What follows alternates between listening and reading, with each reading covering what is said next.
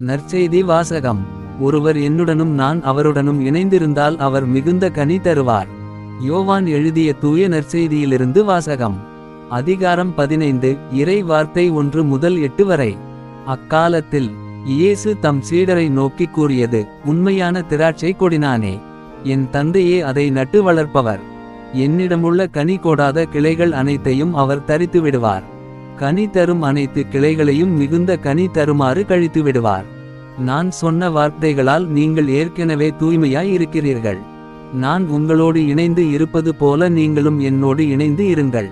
கிளைகள் திராட்சை கொடியோடு இணைந்து இருந்தாலன்றி தானாக கனி தர இயலாது. அதுபோல நீங்களும் என்னோடு இணைந்திருந்தாலன்றி கனி தர இயலாது.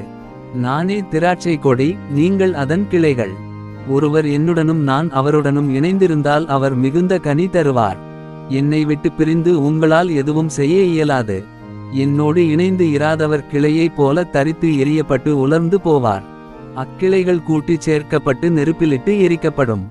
நீங்கள் என்னுள்ளும் என் வார்த்தைகள் உங்களுள்ளும் நிலைத்திருந்தால் நீங்கள் விரும்பி கேட்பதெல்லாம் நடக்கும்.